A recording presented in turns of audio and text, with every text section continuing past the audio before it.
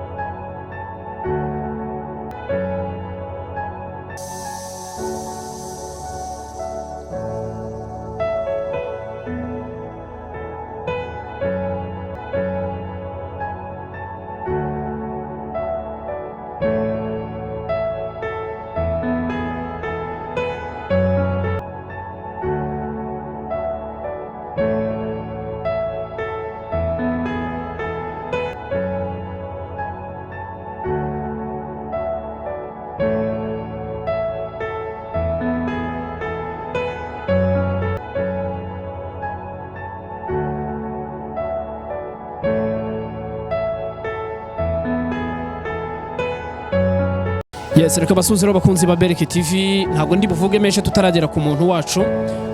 Aha turi ni mu gakinjiro ndifuza kuba twafatanya namwe urugendo aho tugiye kugana tureba umugabo witwa Bishop ubarizwa muri Bishop Entertainment. Abantu benshi bagiye bibaza ngo ese uyu mugabo akora iki mbere y'ubuzima yabayeho bubi ubasigaye akora iki. Ntabwo inkuru zose tuzajya tubasha kubaha inkuru z'agahinda ahubwo tugiye no kubaha inkuru bamwe mu bo twakoresheje bamaze kugera kuki.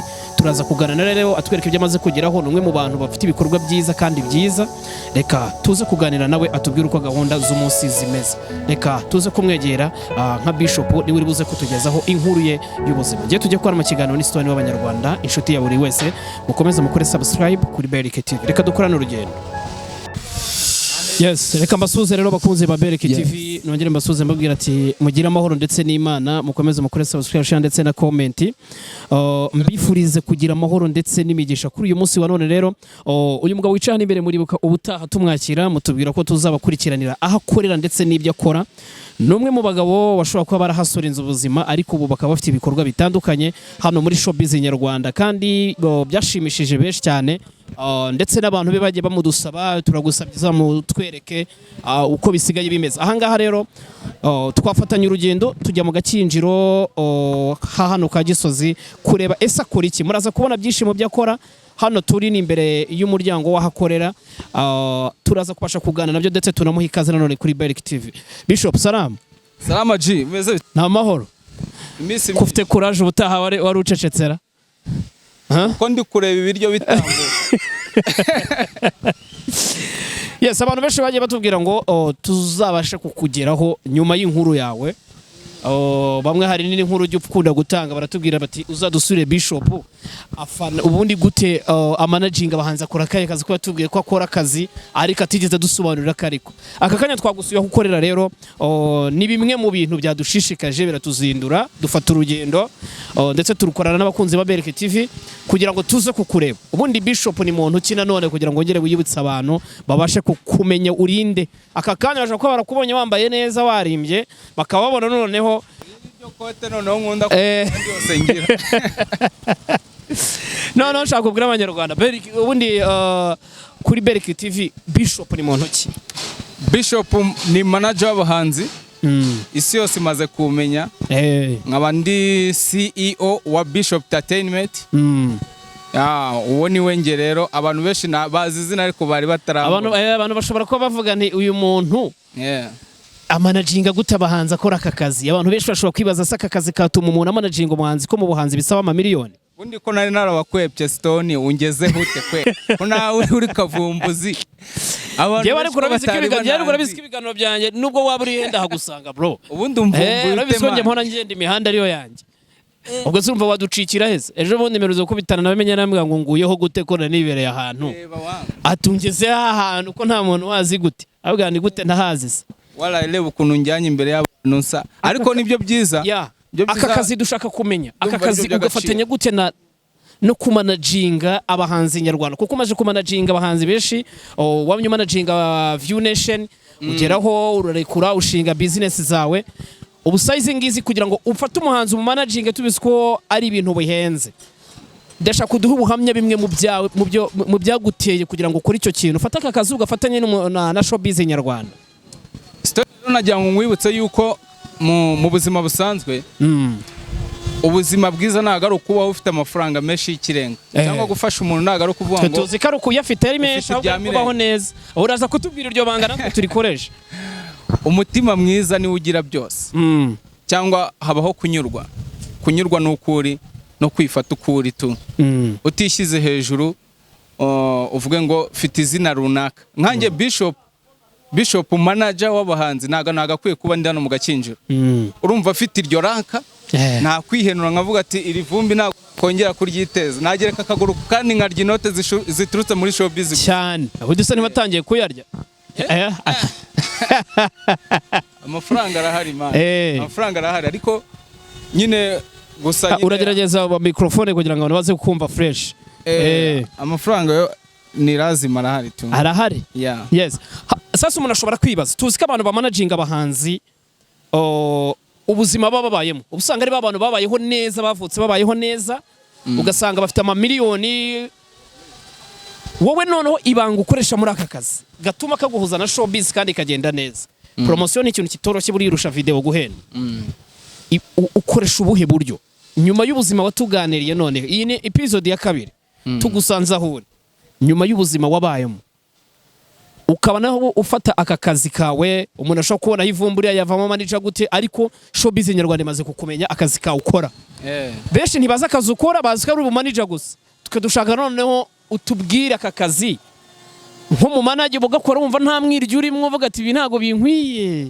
kugafatanya n'umuziki noneho ubifatanya gute ubigenza gute rero aka kazi ni akazi nkunda kuko niko katumye mura n'abo bahanzi yego sibyo hanyuma ikindi umutima mwiza wo kugirira neza umuntu tu nicyo kintu mba numva kindi imbere kurusha ibindi byose rya jambo basogokuruza bacu bavuga ngo gira neza wigendere niryo ngenderaho yego nkabugirira neza umuntu ntitaye inyungu y'ahazaza cyangwa nitaye ku nyungu izamuturukaho rero aka kazi niko kazi nkunda kuba ndi hano mu ivumbi nyine nk'uko ubibona sinzi ni hano mba nitsimbye nyine bantu benshi barampiga ariko bakambura ariko si ibyo wowe uri inyeshyamba tu je ariko ndumurara w'umujyi bro siko uyu mujyi jewe urabona uyu murara abana uyu mujyi wananira tukugwaho nyine bunyibunyi twipowe wa mugari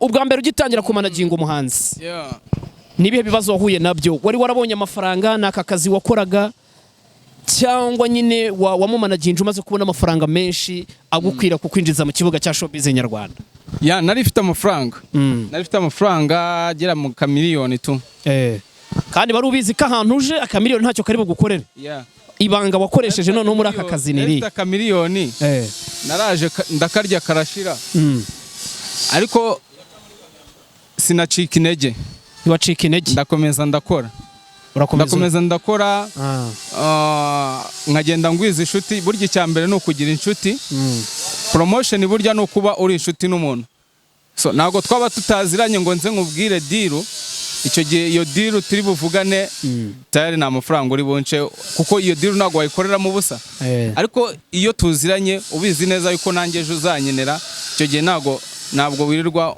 ungora ntabwo ungora turumvikana nyine tugakorana then nanjye ejo kazanyenera nkagutamo yego kuva waza muri ibi bintu bya showbiz nyarwanda nyuma y'ubuzima waganiriye abantu ukatubwira n'ibibazo wahuye nabyo kugira ngo ugera ubwo wazaga i Kigali ukarya keke uyiryanye n'agapapuro kayo urabigaruye kandi utazi bijya mbere aho umaze kumanaginga ibi bintu feedback zituruka iwanyu kuri kavukira aho uturuka zirangana iki cyangwa se courage baguha zingana iki?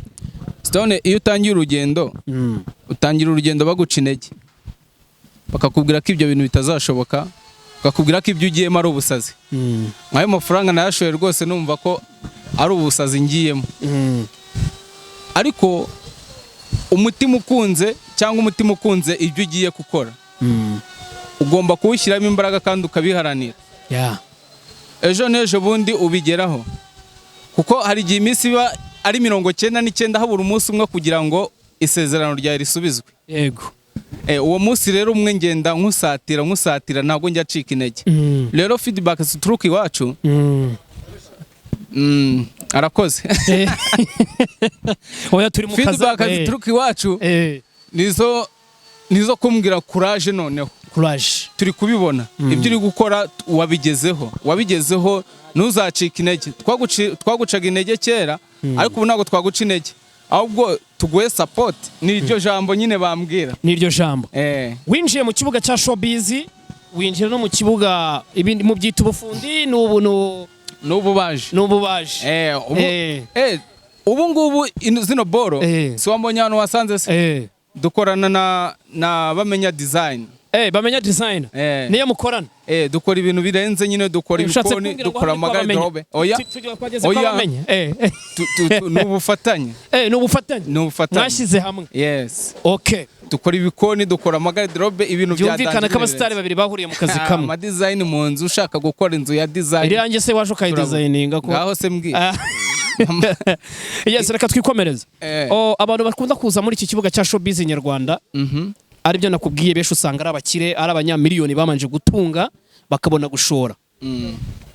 Aho washoreye amafaranga muri muzike itoroshye hano mu Rwanda, n'amafaranga ukoreramo hano, ubona ahari kuguha gatubutse muri aho habiri ni hehe?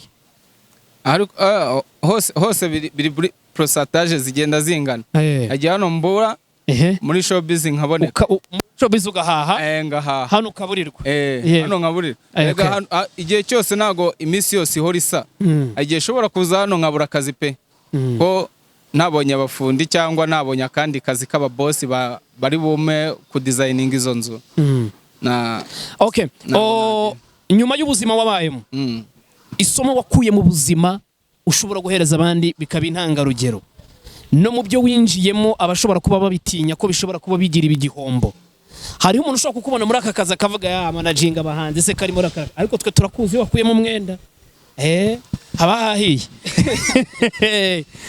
Nirihe somo wakuye mu buzima ryaguhaye courage yo kugomeza ugakora nyuma yo kudacika intege mu byo warugiyemo? Icyambere no gukunda umurimo.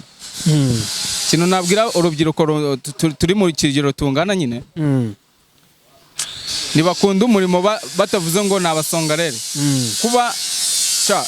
Kuba nambara ino sarubeti mba ndi hano mu gakinjiro tu bakambona nk'umufundi, ariko narabwiye nanjye iyo sohotse mu gakinjiro nkakubitamo suti na bodyguard n'amabawusi bawusi imbere n'inyuma, ntabwo duhuriye hanze nyine wapfa kumenya.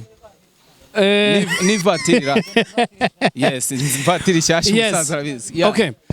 Ndi kwibaza noneho bamwe mu bo mukorana muri aka kazi, nta gihe bajya babasha kuguca intege ati wowe uri manager y'abahanzi bawe? Twe turamuzi ni Edwin, ni numwe mu ba newsite bari kuzana mu gihugu cy'u Rwanda neza, ndetse buri umuntu uvuga ku itangazamakuru ryose ryo mu gihugu, akaba bitaramo bikomeye by'abahanzi bo mu gihugu, abari public. Ntabwo twashidikanya ko amaze kuba star, ntabwo ari aba superstar ariko ni umustar.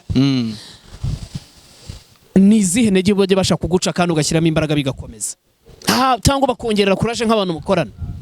Banyongerera courage kabisa, bakambwira ngo ibyo wagezeho. So nk'abantu dukorana benshi bagenda babibona ku mastati yamba na postinze cyangwa ibindi bitaramo tugenda tujyamo cyangwa dutumirwamo.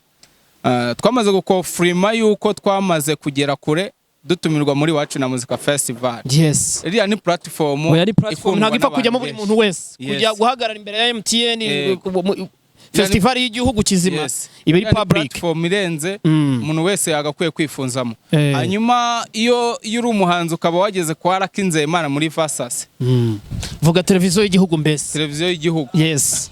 televiziyo ya RBA, uri public nabwo, muri moto, muri Friday Fight man, uba wageze kure. Urumva rero ibyo bintu nyine ni ibintu by'agaciro abantu benshi bagenda babona bakama courage, bakambwira ati courage komeza uzabigeraho. Noneho ku buzima bwa Bishop sasa ko turakora ikiganiro gito, icyo twakoraga no kugira ngo umwe mu bafana yarambajije ngo nirihe banga wakoresheje kugira ngo ufate umuhanzi umumanaginge kandi akazi wakoraga kataragwaga nka miliyoni 3 ku munsi cyangwa se zingahe. Tuzi ko hari aba manager bakorana na miliyoni 10 ku munsi. Nirihe banga wakoresheje? Ryari rishingiye ku buzima bwawe cyangwa? Byari bishingiye ku buzima bwanjye kubera ko uko nabayeho mbabaye ntabwo ariko natuma n'undi wese abaho ababaye. Ko nabonye umwana ufite impano, ndavuga ati aba bana bafite impano kuki bahora mu buzima nk'ubwo nabayemo kandi ngiye mfite ubushobozi. Yego. Yes, ndavuga ati rero muri ubwo bushobozi bwanjye buke mfite ngiye kugira icyo nkora kugira ngo umwana anzamukireho. Ni wahindura isi yose ariko wahindura umuntu umwe. Aha, tunasoza ikiganiro cyacu. Ni cyo kintu aka kazi ukora kagufasha iki muri industry nyarwanda? Muri industry nyarwanda mu bubu buzima ubayemo, kuko turabizi ko udashobora gukora video utari munsi ya miliyoni 4 cyangwa 3. Ntago bibaho. Niki aka kazi kagufasha muri aka kazi urimo? Niki kakunguyeho ubumenyi kugira ngo bigufashe kujya muri muziki? Ni ukuvuga ngo hari amafaranga nyine make aturuka muri industry ayaraza, ariko akunganira naye ngaya kugira ngo dufashe wa muhanzi agere kure.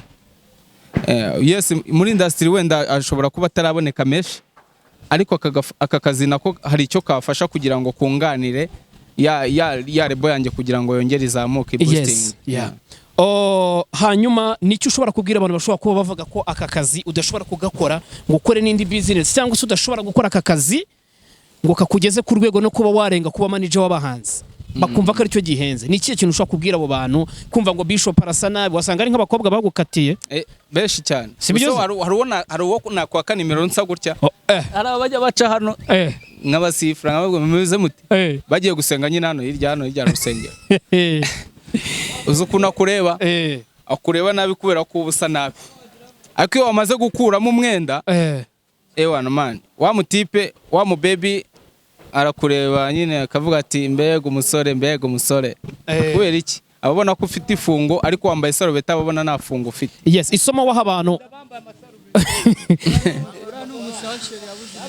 Yes, isomo waba nk'umuntu uri muri entertainment ntago kubura abakobwa bwo byashoboka kuko wakuyemo barizana. Isomo wakuye muri ibi bintu nirihe, cyangwa isomo waha abandi bantu? Isomo naha abantu burya kumenyekana ntago ari ukwishyira hejuru. Kumenyekana ntago ari ukwishyira hejuru, no kumenyekana ntago ari ukuvuga ngo ugiye muri abo bakobwa uri umusore. Yego, abakobwa benshi baba bagukurikira ni beza, sibyo? Ariko kuba umusitari ntabwo ari ukuzenguruka muri izo nkumi zose. Yes, izo nkumi zose zigutera ibibazo. Hanyuma ikindi kintu, irindi somo nakuyemo, yego, nugushakisha, nugukora akazi udashyize amaboko hasi. Yes, udashyize amaboko hasi, ugagakora kandi ugakunze, ukagakora n'umutima mwiza. Nurebe ku mushahara baguhemba, ahubwo utega amaso ku mushahara cya kintu gishobora kuzakubyarira. Nk'ubu mu boss ashoboye kukwirukana, wowe wahemba wabigenza ute? Wakwerekeza hehe? Mu boss ko atari umuntu wenda mushobora kuzarambana cyangwa atari umwana wawe. Yes, mu boss ashobora kuzakwirukana, ariko utekereza n'ahandi hantu ushobora kuzerekeza nyine tu. Yes, Bishop, reka tugushimire. Tuzagaruka buriya, tuzagaruka, ariko bamwe mu bafana bawe baragira bati Kenny Edwin arashyira indirimbo ye na Fireman hanze ryari? Kenny Edwin turashyira indirimbo yiwe muri uku kwa kane, kubera ko turategereje kugira ngo tubanze twibuke abacu bajije genocide mu 1994. Urumva tuyishyize hanze mbere yaho ya floppingwa ntabwo yarebwa n'abantu benshi. Dushaka kubanza kureka